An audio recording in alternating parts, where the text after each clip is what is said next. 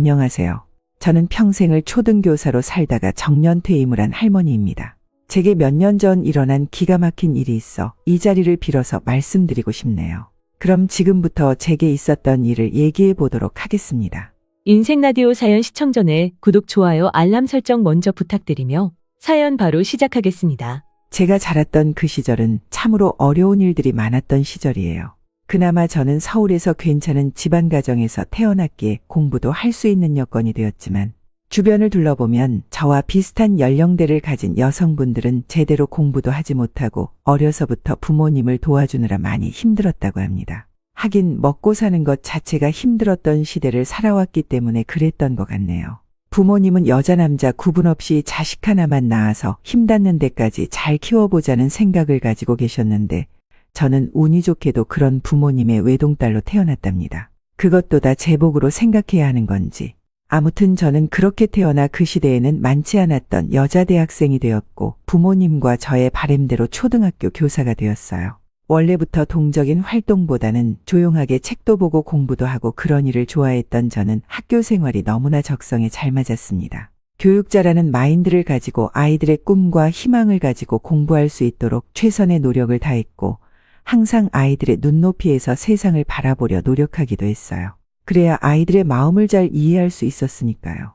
저의 장점을 살려 구연동화도 해줄 때면 호기심 가득한 눈빛으로 쳐다보는 아이들의 눈망울이 어찌나 좋던지 그런 눈망울을 보며 초등교사에 대한 사명감을 가지고 했던 것 같습니다. 그동안 성실한 공무원 남편도 만나 결혼도 했고 아이도 낳았죠.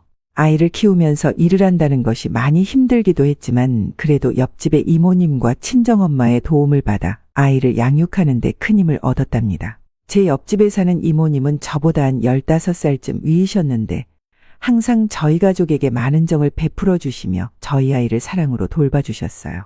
그리고 아이 낳고 일하는 것을 걱정하시던 친정엄마 역시 아이를 돌봐주시는데 많은 도움을 주셨고요. 엄마는 임신한 제게 이런 말씀도 하셨어요. 예, 일하는 것도 좋지만 그래도 아이는 네 손으로 키워야 하는 거 아니니? 아무리 옆집에 이모님이 돌봐준다고 하지만 어떻게 남의 손에 내 새끼를 맡기고 엄마는 너무 걱정이 되어서 밤에 잠이 안 온다. 엄마, 나도 왜 걱정이 안 되겠어요. 그래도 제가 소신을 가지고 일을 하는 직업을 이대로 포기할 수는 없어요. 옆집 이모 너무 좋으신 분이니까 걱정 마세요. 그리고 저랑 남편이 일찍 퇴근하기도 하고 방학도 있으니까 그렇게 오랜 기간 맡기지는 않아요. 어린이집도 금방 보내게 될 거고요. 그래도 이 엄마는 영 마음에 내키지가 않아. 엄마, 저도 걱정이 되긴 하지만 그래도 어쩔 수 없는 것 같아요. 그래, 우리 딸이 정 그렇다고 하면 엄마가 시간 나는 대로 수시로 들여다볼게. 최대한 옆집 아줌마 손에 덜 있도록 이혜미가 시간 나는 대로 들여다보고 할 테니까 걱정 말거라. 정말이요? 엄마, 너무 고마워요. 진짜 고마워요. 친정엄마는 남의 손에 아이가 맡겨지는 것이 너무 싫다고 하시며 틈이 나는 대로 아이를 봐주러 오신다는 말씀을 하셨고 정말 친정엄마는 그날 이후로 많은 시간을 아이와 함께 해주셨어요. 다행히도 옆집 이모님이 역시 너무나 좋으신 분이라 나중에는 두 분이 친해지셔서 함께 식사도 하시고 하는 사이가 되었고요. 그렇게 저는 하나밖에 없는 아들을 키웠습니다. 평소에다 품지 못하는 엄마의 사랑을 방학 때 듬뿍 주고 싶어서 방학 시간은 온전히 아이의 곁에 머물기로 하였죠. 학교 교사라는 직업은 아이들과 함께 방학을 할 수 있다는 점이 너무나 좋았어요. 그 덕분에 아이는 무럭무럭 잘 자랐고 아이의 방학 시간을 활용해 저와 함께 여행도 다니고 박물관도 다니면서 많은 시간을 함께 했죠. 덕분에 아이는 누구보다 밝고 명랑하게 잘 자랐고 엄마의 뒤를 이어 초등학교 교사가 되겠다고 교대에 진학하였답니다. 어린 시절부터 엄마의 모습을 보아서 그런지 저를 쏙 빼닮은 아들은 아이들에게도 아주 인기가 많았어요. 아들은 초등학교 교사가 되자마자 왕자 선생님이라는 별명을 갖고 학교 안에서 인기가 아주 많았다고 하더군요. 훤칠한 키와 수줍게 웃으며 들어가는 보조개가 아이들에게도 인기가 많았나 봐요. 더군다나 젊은 남자 선생님이 새로 부임하니 아이들 사이에서는 화두가 될 수밖에 없었겠죠. 적성에도 잘 맞고 어려워하는 부분이 있으면 먼저 그 길을 걸어왔던 선배로서 충고도 좀 해주면서 저와 아들은 아주 좋은 모자 관계를 유지했습니다. 평소에 속 한 번 썩이지 않았던 외동아들이라 제게는 얼마나 귀한지 몰라요. 그런 아들 녀석이 교사 몇 년차 방학에 유럽으로 배낭여행을 가고 싶다는 말을 하더군요. 엄마, 저 이번 방학 때 3주 정도 유럽 여행을 좀 다녀오고 싶어요.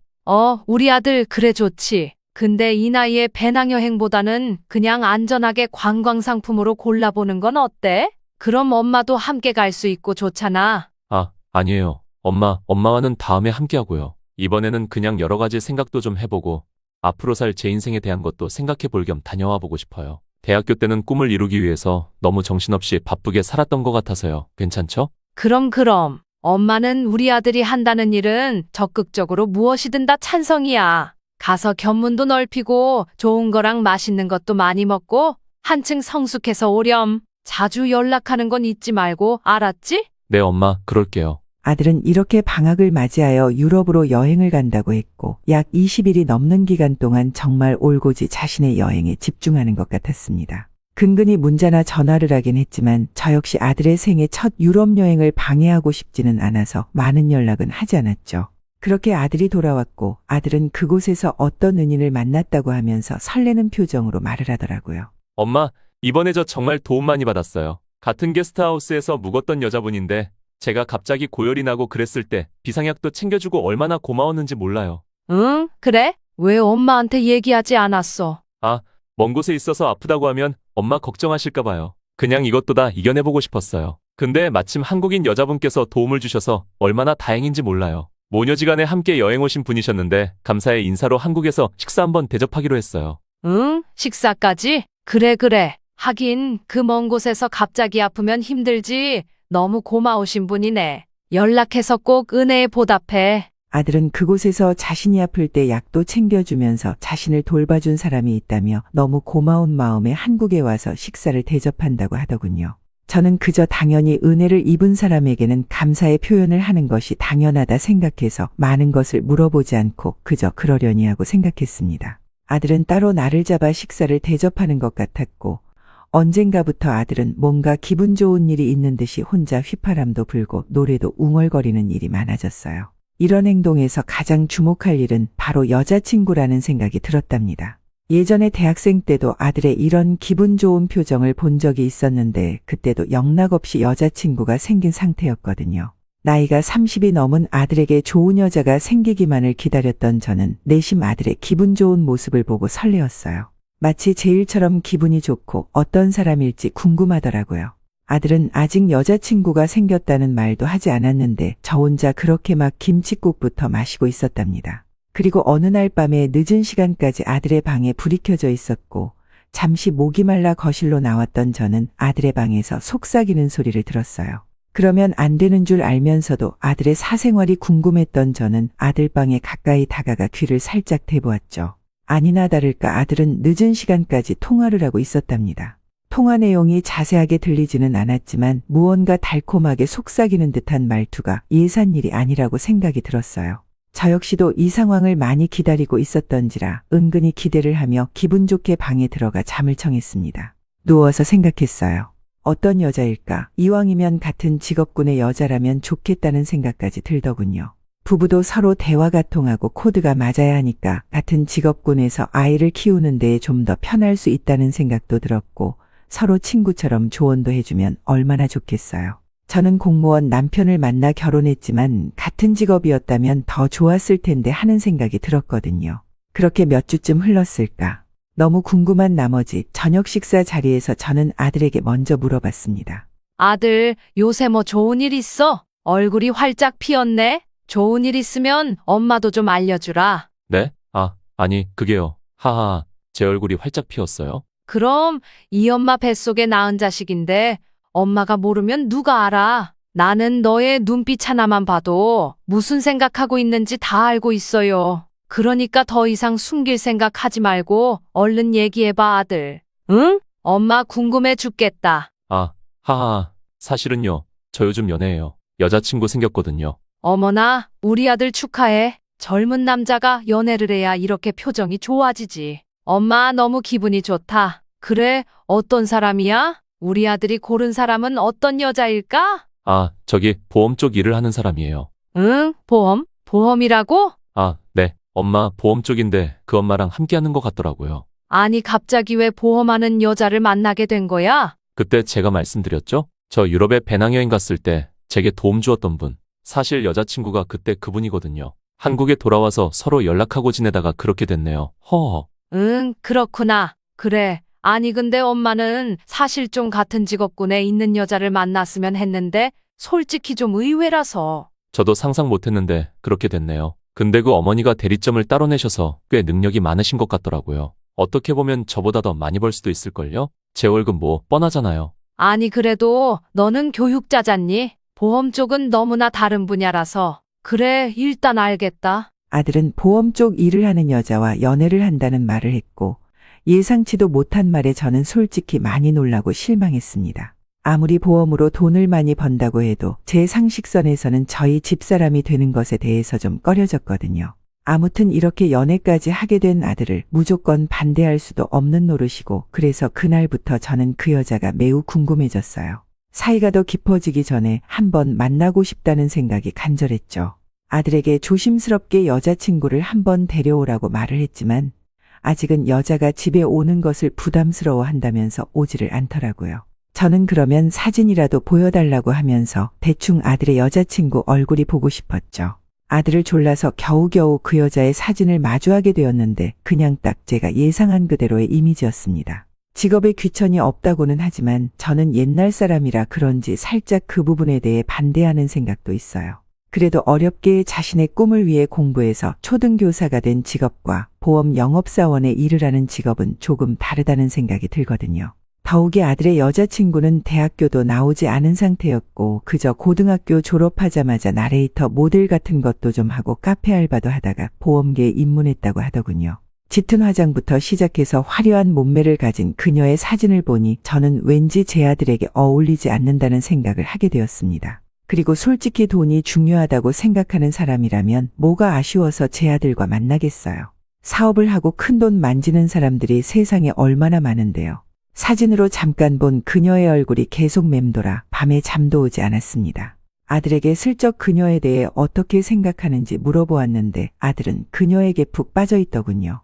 저기 아들은 여자친구 어때? 네? 뭐가요? 뭐가 어때요? 아니, 그냥 어떻게 생각하냐고. 아무리 그래도 네가 나이가 30이 넘었으니까 혹시. 아, 여자친구가 너무 잘해주고 저도 너무 좋아요. 여태껏 만났던 여자와는 차원이 틀리게 제가 돈도 많이 쓰고 선물도 잘해주더라고요. 성격도 화끈하고 그냥 모든 것이 좋아요. 이전에 만났던 여자친구랑 달라서 더 매력이 넘치는걸요? 아들은 그녀가 가진 장점을 쭉 나열하면서 여태껏 만났던 여자들과 다르다며 칭찬을 하더군요. 그러면서 안 그래도 제게 할 말이 있었다는 말을 하며 잠시 머뭇거리더니 아들은 이내 제게 무슨 서류 한 장을 내밀더라고요. 엄마 제가 엄마 보험 하나 들었는데 이거 한번 봐주실래요?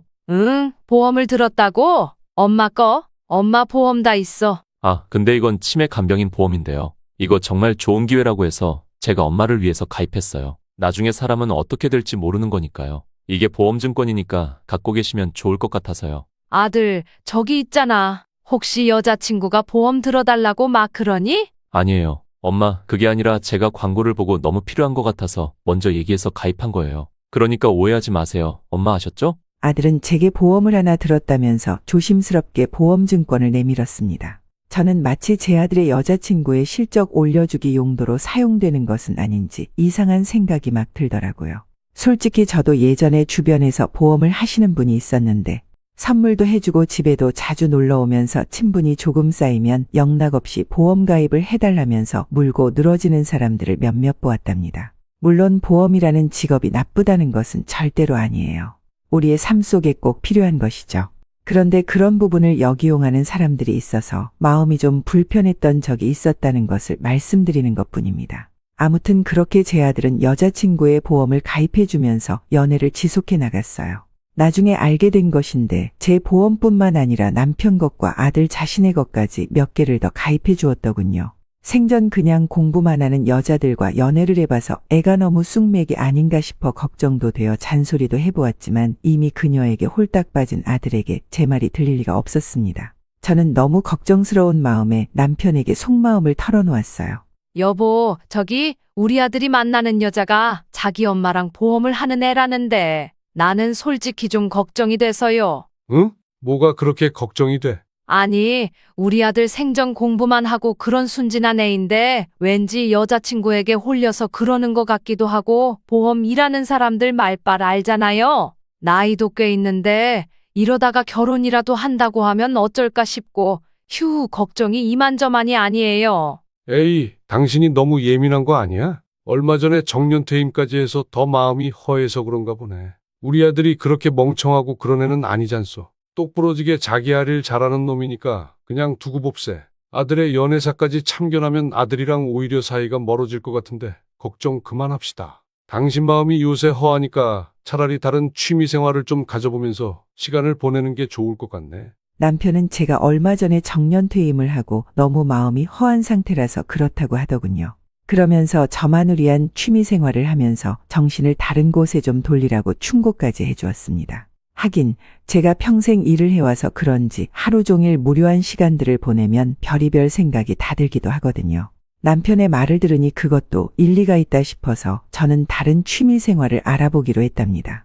남편 역시 퇴임을 한 후에 친구의 사업장에 나가 일을 도와주고 도서관에 가서 책도 보면서 하루를 보냈거든요. 작은 돈도 벌면서 시간도 때울 수 있으니 얼마나 좋은지 모른다며 제게 추천을 해주었으니 저도 분명히 효과가 있을 것이라 생각했어요. 동네 문화센터에 찾아가 이것저것 프로그램을 등록하고 시간이 남을 때는 도서관에 가서 책도 보면서 하루하루를 보내기 시작했습니다. 몇 달을 그렇게 보내니 하루가 금방 지나가고 머릿속에 복잡한 생각들이 없어져서 마음이 편안해지더라고요. 젊을 때는 정말 열심히 애 키우며 돈 벌고 살림하느라 정신이 하나도 없다가 다들 이렇게 늙어가는구나 싶고 이게 또 인생이구나 싶으면서 저는 서서히 적응해 나가고 있었습니다. 그러던 어느 날이었어요. 갑자기 아들 녀석이 할 말 있다고 하면서 저희 부부를 고급 레스토랑으로 부르더군요. 특별한 날도 아닌데 무슨 말일까 하는 마음에 그저 남편과 함께 레스토랑으로 향했어요. 그리고 그곳에는 제 아들과 함께 아들의 여자친구가 저희를 기다리고 있었습니다. 사진으로만 보아오던 그녀를 처음 본 그날을 저는 아직도 생생히 기억하고 있어요. 긴 생머리에 가슴이 유난히 도드라지는 니트에 짧은 스커트를 입고 자리에 나온 그녀는 짙은 화장 뒤로 눈과 코를 살짝 성형한 듯한 외모를 가지고 있었습니다. 그냥 제가 생각하고 있던 이상적인 며느리와는 전혀 반대되는 스타일이었어요. 아들의 여자친구가 함께 온다는 말을 듣지도 못한 채로 나왔기 때문에 저와 남편은 몹시 당황했습니다. 이럴 줄 알았으면 좀 더 멋지고 근사하게 차려입고 나왔을 것을 하며 후회하기도 했고요. 자리에 앉아서 그녀의 인사를 받고 어색하게 앉아있으니 아들이 조심스럽게 말을 하더군요. 저기 어머니 아버지 제가 드릴 말씀이 있어요. 여기 제 여자친구인 거 아시죠? 저희 사랑의 결실이 생겨버렸습니다. 그게 무슨 소리야 아들. 그게 무슨 말이니? 엄마 이해하기 편하게 얘기해줘. 그게요. 사실은 여자친구 뱃속에 아이가 생겼어요. 뭐라고? 아이가 생겨? 응? 네 어머니. 요즘 혼수로 해온다고 하던데 저희가 좀 너무 혼수 준비가 빨랐죠. 하하. 저희 기왕 이렇게 된 거 하루라도 빨리 결혼하고 싶습니다. 아니야 저 아들 너무 갑작스러워서. 저희도 아이가 생겨서 너무 갑작스러운데요. 저 이제 진정한 가족이 생긴 것 같아 너무 행복해요. 놀라게 해드려서 죄송해요. 어머니 아버지 저희 허락해 주세요. 아들과 그녀는 몹시 상기된 얼굴로 저희 부부를 보며 결혼을 허락해달라고 하더군요. 이게 무슨 청천벽력 같은 소리입니까? 뱃속에 아이가 생기다니요.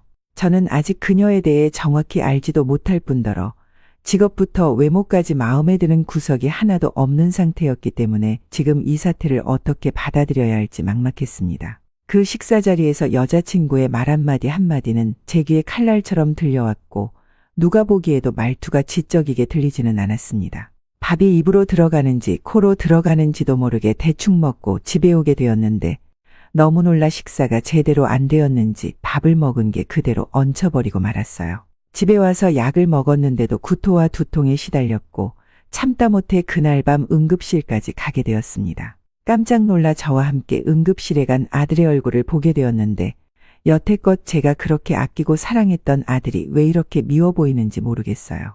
배신감도 들고 허망한 느낌도 들어서 괜찮냐고 물어보는 아들의 말에 단 한마디도 대답하지 않았습니다. 며칠을 끙끙 앓으니 참다 못한 남편이 제게 이제 그만 아들을 내려놓으라는 말까지 하더군요. 이미 자식은 낳는 순간부터 부모의 소유물이 아니라고 하면서요.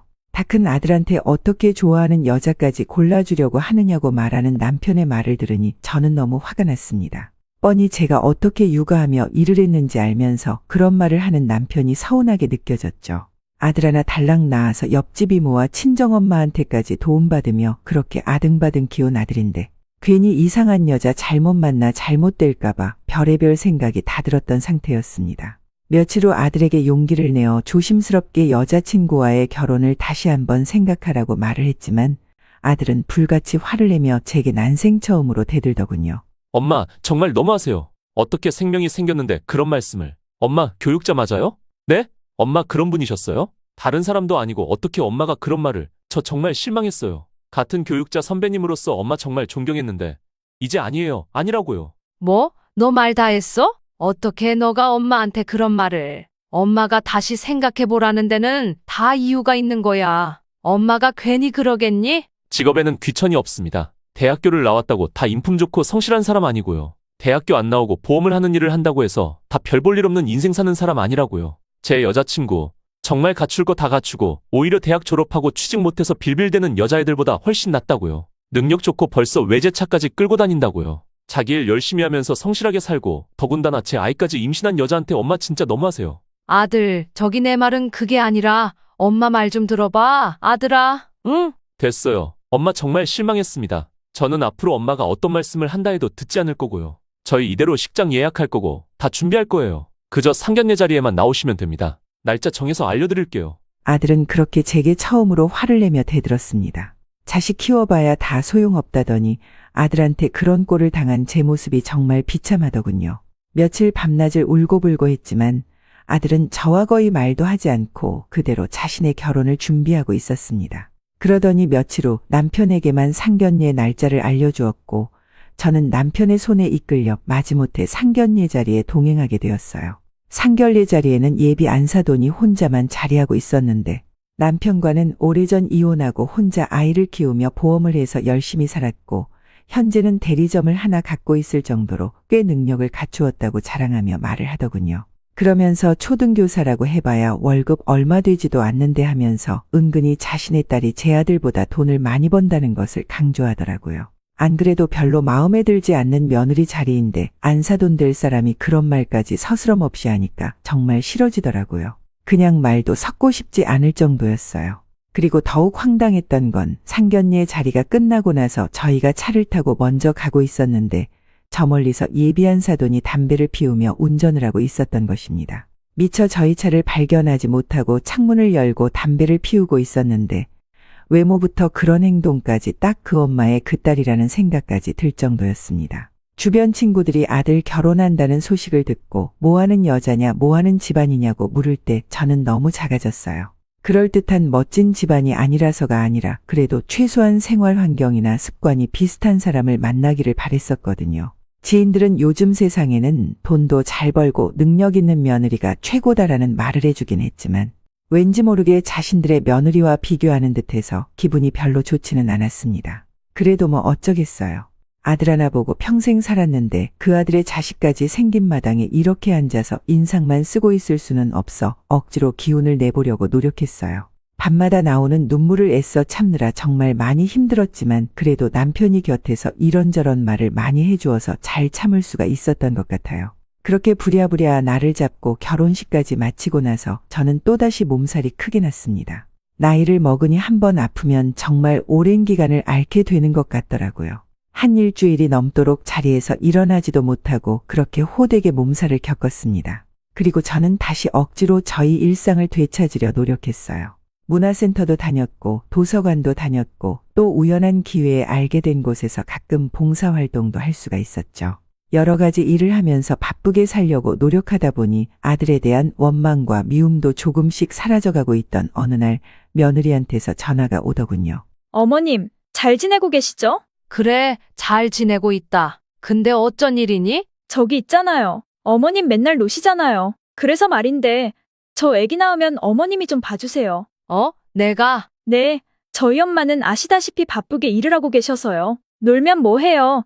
애기 봐주시면서 돈도 벌고 좋죠 뭐. 그게 내가 하도 오래전에 아이를 키워봐서 체력도 딸리고, 그리고 나름대로 바쁘게 시간을 보내고 있어서. 뭐가 바빠요? 바쁘시긴 맨날 노시면서 왔다 갔다 하시는데? 그럼 그 시간에 손주도 못 봐줘요? 정말 너무하시다, 어머님. 알겠어요. 그럼 어쩔 수 없죠. 남한테 맡기는 수밖에요. 이만 끊을게요. 가뭄에 콩나듯이 오는 며느리의 전화는 그렇게 황당하게 끝이 나더군요. 저보고 시간이 남아도는데 손주 하나 못 봐주냐고 하면서 일방적으로 전화를 뚝 끊는 며느리를 저는 도저히 예뻐할래야 예뻐할 수가 없었습니다. 저는 손주를 봐주면서 제 노년의 인생을 보내고 싶지는 않았어요. 주변에서 말을 들어보니 나이 들어 손주를 봐주었더니 체력적인 한계에 부딪히면서 어깨도 아프고 팔도 아프고 많이 힘들다고 하더라고요. 그러다가 둘째나 셋째까지 생겨버리면 꼼짝없이 6, 7년은 아이를 보다가 시간을 다 보낸다고 했어요. 그러면서 절대로 애초에 손주를 봐주지 않는다고 하는 게 제일 좋은 것이라는 말까지 들은 상태라서 저는 손주를 봐주는 것에 대해 반대의 입장을 가지고 있는 상태였습니다. 한 달 후쯤 손주가 태어났고 며느리는 산후조리를 잘해야 한다면서 남편의 한 달 월급을 다 통틀어 산후조리 비용으로 쓰더니 집안에 24시간 도우미 이모까지 쓰면서 자신은 손 하나 까딱하지 않더라고요. 한 3개월쯤 지났는데도 여전히 산후조리가 다 되지 않았다면서 도우미 이모를 24시간 쓰고 있는 모습을 보니 아들 월급이 고스란히 다 들여도 모자랄 판이겠더라고요. 인건비가 워낙에 비싸서 하루 종일 입주해 있는 도우미를 쓰려면 최소한 250만 원 이상의 돈을 들여야 하는데 며느리도 일을 하지 않고 쉬고 있는 상태로 계속해서 그런 생활을 하다가는 미래가 보이지 않겠다 싶었어요. 그래서 하루 날을 잡아 손주의 예쁜 옷을 사가지고 아들 집에 들렀죠. 집 앞에서 배를 누르려고 하는데 아이가 우는 소리가 심하게 들리길래 황급히 문을 두드렸어요. 얘야, 문 열어라. 애가 왜 이렇게 우니? 응? 얼른 문 열어라. 배를 누르고 문을 두드려도 한참 후에나 문이 열렸는데 집 안으로 들어가 보니 며느리는 온데간데 없고 도우미 이모만 홀로 아이를 보고 있더라고요. 안에서 무슨 일이 있었는지 물어도 그저 아이가 배가 고파서 그랬다고만 말을 하니 제가 더 이상 말을 할 수가 없었습니다. 집안 꼬라지를 보니 이것저것 물건들이 어질러져 있고 설거지통에 우유병도 제대로 씻지 않고 그대로 담가놓고 식탁 위에는 누가 먹었는지 고기 구워 먹은 불판이 널브러져 있더군요. 아이고, 이모님, 이거 혹시 누가 드신 거예요? 제가 먹었는데요. 하도 배가 고파서 고기 좀 구워 먹었는데 뭐 잘못됐나요? 아니, 잘못됐다는 게 아니라요. 우리 며느리는 어디에 있어요? 사모님이요? 사모님 나갔죠. 아침에 애기 아빠 나가고 나서 항상 나갔다가 오후에나 들어와요. 네? 아니, 애 낳고 산후조리 해야 한다고 아무것도 안 하고 놀던 애가 어디를. 그야 나도 모르죠. 아주 아가씨처럼 화장 싹 하고 하이힐 신고 다니는걸요? 산후조리는 무슨. 도우미 이모의 말을 들으니 며느리는 아들이 출근을 하자마자 밖에 나갔다가 오후 늦게나 되어서 집에 들어온다고 하더군요. 어디를 그렇게 쏘다니는지 하루도 집에 붙어 있는 날이 없다고 했습니다.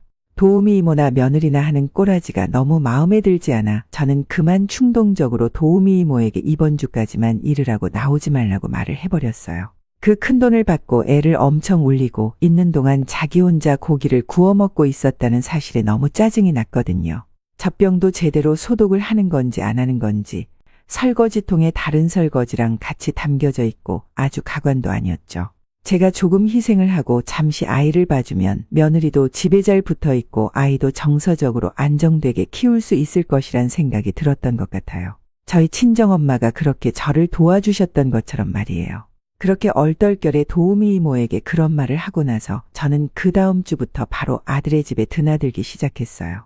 그저 손주가 안타깝고 그래서 시작한 일인데 생각한 것보다 아이를 키우는 것이 여간 힘든 것이 아니더군요. 너무 오래돼서 그런지 우는 아이를 달래는 일조차 처음에는 너무 힘이 들었습니다. 그래도 제 핏줄이다 보니 팔이 부러지는 한이 있어도 안아주고 싶은 마음이 생기더라고요. 할머니가 된 저희 육아가 이렇게 갑자기 시작되어 버렸고 며느리는 제가 아이를 봐준다고 하니 자신도 일을 시작한다고 했습니다. 그러면서 제게 아이를 키우면서 지켜야 할 목록을 적은 종이를 주었고 우는 아이 사탕으로 달래지 않기 등 여러 가지가 적혀 있었어요. 맞춤법도 틀려가며 삐뚤하게 적은 며느리의 글씨를 보며 한숨이 절로 나왔지만 차마 그 말까지는 하지 못했습니다. 짙은 화장에 짧은 스커트를 입고 며느리는 아가씨처럼 행색을 하고 출근을 했고 주로 아들이 먼저 퇴근하기 전까지 며느리는 집에 오지 않았습니다. 아들이 퇴근을 하고 오면 저는 얼른 아들밥을 차려주었고 피곤해서 그런지 점점 까칠해지는 아들의 얼굴을 보고는 마음이 좋지 않았어요. 아들, 요즘 힘들어? 응? 얼굴이 왜 이렇게 까칠해? 살도 좀 빠진 것 같고. 아니야, 엄마. 아기가 밤에 잠을 안 자서 아무래도 푹 자지는 못하지. 애미는 뭐하고 밤에 너가 애기다 보니 번갈아서 보고 그래야지. 아, 그렇게 하지. 걱정하지 마요, 엄마. 요즘 운동도 잘 못하고 그래서 그런 거니까. 엄마는 늘 우리 아들 걱정뿐이야. 아들, 혹시 힘든 거 있으면 엄마가 도와줄 테니까 꼭 말해. 숨기지 말고. 알았어요. 내 걱정 말고 아기 보느라 많이 지친 엄마 몸 좀 생각해요.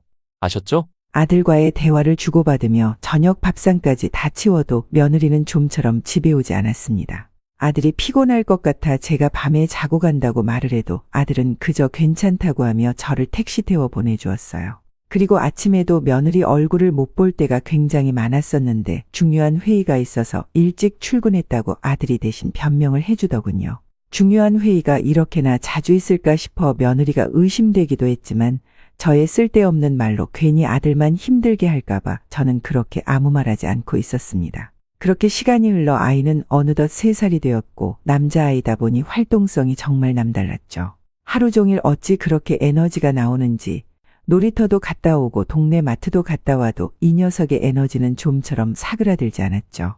그리고 누구 닮아서 그러는지 한 번 때를 쓰면 멈추질 않아서 애를 먹은 적도 한두 번이 아니었습니다. 며느리는 자주 연락이 되지 않는 일이 많아 올고지 저 혼자 어르고 달래고 할 수밖에 없었죠. 그러던 어느 날 예상치 못한 사건이 벌어지고 말았습니다. 손주가 하도 울고불고 떼를 쓰기 시작해서 제가 막대 사탕 하나를 물려주었어요. 며느리가 아이가 올 때 사탕 주면서 달래지 말라고 했었지만 애가 막무가내로 투정을 부릴 때면 할머니로서 어떻게 할 수 있는 일이 없었기에 어쩔 수 없이 간간히 그렇게 울음을 달래주었죠.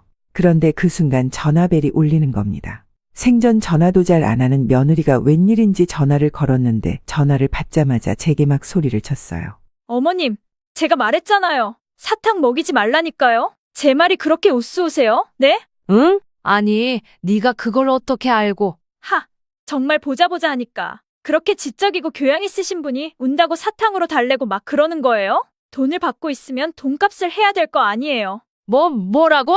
애미 너 지금 뭐라고 했냐? 너 지금 말이면 타니? 저 지금 들어가니까 들어가서 얘기해요. 아씨, 짜증나. 손주에게 사탕을 준 걸 어찌 알고 불이 나게 며느리는 집으로 달려온다고 하더군요. 차마 듣지 못할 말을 전화로 들은 상태라 저는 너무 어이가 없고 황당해서 소파에 우두커니 앉아 있었습니다. 그리고 뭔가 이상한 느낌이 들어서 거실 곳곳을 살펴보았죠. 아이에게 사탕을 준 걸 분명히 알고 전화를 한 게 이상했거든요. 아니나 다를까 저쪽 에어컨 위를 살펴보니 작은 홈 CCTV가 설치되어 있더군요. 너무 기가 막히고 황당해서 말이 나오지 않았습니다. 어찌 제게 말도 하지 않고 집안에 CCTV를 설치해 둔답니까? 기가 막히고 황당해 있는데 잠시 후 며느리가 집에 왔습니다. 그리고는 제게 폭풍처럼 잔소리를 늘어놓기 시작했죠. 진짜 참다 얘기하는데요. 정말 돈 주기 아까워요. 알아요? 피 같은 돈 내서 사람을 썼으면 제대로 일을 하셔야죠. 뭐야? 유식한 척은 혼자 다 하더니 결국 애를 이런 식으로 교육하다니. 정말 꼴불견 집안이네. 너 지금 뭐라고 그랬니? 인연이 정말 시어미한테 못하는 말이. 2년? 지금 2년이라고 했어? 살림도 제대로 못하는 년이 꼴의 시험이라고 들어앉아서는 돈만 꼬박꼬박 받아 처먹고 며느리 잔소리나 하면서 의심이나 하는 꼬라지하고는 진짜 배운 년들은 다 이딴 식이에요? 짜증나 죽겠네 정말. 어머, 내가 정말 아이고 혈압아. 배운 년, 유식한 년들이 다 한다니까. 그렇게 사탕 주지 말라고 했잖아요. 버릇된다고. 도대체 얼마나 더 참아야 돼? 몇 번째야 도대체 왜 이렇게 무식하게 말귀를 못 알아들어요? 며느리가 제게 말도 안 되는 쌍소리를 하는 동안 아들은 어느새 퇴근해서 집안에 들어왔더군요. 그러고는 며느리의 뺨을 아주 세게 내리쳤습니다. 이거 뭐야? 너 뭐야? 아이씨, 네가 왜 때려? 정신 차려, 너 정말. 내가 진짜 어디까지 너를 참아줘야 되냐. 하다 못해. 이제는 우리 엄마한테 이런 행동을 해. 뭐? 내가 어쨌다고? 내가 뭘 어쨌다고 그래? 그렇다고 사람을 때려? 어디 더 때려봐. 때려보라고. 경찰에 가서 바로 신고해버릴 테니까. 아주 교사라는 연놈들이 잘한다. 사람 패고. 이성을 잃고 소리를 지르며 발광하는 며느리를 향해 아들은 또 한 대의 뺨을 때렸습니다. 그리고는 서류 봉투에 있던 이혼 서류를 꺼내더군요. 저는 아수라장이 된 이 상황이 너무 혼란스러워 온몸을 벌벌 떨며 소파에 그대로 주저앉아 있었어요. 아들은 그 며느리에게 그 서류를 던지고는 제게 와서 물을 한 잔 건네주었습니다. 놀라서 벌벌 떨고 있는 제 모습이 안쓰러웠는지 손을 잡아주며 연신 죄송하다고 말을 하더군요. 엄마 너무 죄송해요. 이런 꼴까지 당하게 해드려서. 그때 제가 엄마 말씀을 들어야 했는데 저런 여자랑 더 이상 못 살겠어요. 보험 일하면서 다른 남자들이랑 여행 가고 놀러 가고 온갖 불륜을 다 저지르면서 살고 있었어요. 참다 저도 오늘 이혼 서류를 준비해 왔는데 엄마한테까지 이런 짓을 하다니. 아들아, 그게 무슨 말이야. 아들, 응? 엄마, 죄송해요. 너무 죄송해요. 아들은 제게 며느리의 온갖 행적에 대해서 말을 하며 울고 있었고 흥분해서 날뛰는 며느리는 이혼 서류를 퍽퍽 찢으면서 말도 안 되는 소리를 짓거린다고 하더군요. 그리고는 자신의 뺨을 2대 맞았다며 경찰에 신고를 했고 출동한 경찰에게 아들이 차분하게 상황을 인지시켜 주었습니다. 아들은 그동안 차곡차곡 며느리 행적에 대해서 증거를 모아가지고 있더군요. 술에 취해 밤늦게 들어와서 자고 있는 며느리의 차량 블랙박스에 녹화되어 있던 영상도 가지고 있었고 이미 이혼 전문 변호사와의 상담도 완료해 놓은 상태라고 했습니다. 눈물을 흘리며 지난 날에 대해서 후회를 하는 아들의 모습을 보니 가슴이 쓰라려 찢어져 버릴 것 같더군요. 저의 일보다 몇백 배는 더 아픈 일이 바로 자식 일 아니겠어요. 며느리는 애초부터 풍겨오는 인상은 좋지 않았지만 설마 이런 일까지 벌일 줄이야 상상도 못했습니다. 끝까지 아니라고 발뺌해 보았지만 확실한 증거까지 가지고 있는 아들에게 더 이상 그 어떤 변명을 하지도 못하고 욕만 하던 그녀는 끝내 양육권도 포기하고 아들과 이혼을 하더군요. 애초부터 그런 식으로 지저분하게 살아왔던 여자라 그런지 모성애도 별로 없어 보였습니다. 그래도 지금이라도 그런 여자였다는 것을 알게 된 게 얼마나 다행인 줄 몰라요. 많은 상처가 되었지만 이 상처가 더 단단해질 것이라 굳게 믿어요. 저는 그 누구보다 이들의 상처를 치유해 주기 위해 손주를 열심히 돌봐주면서 노년을 살고 있답니다.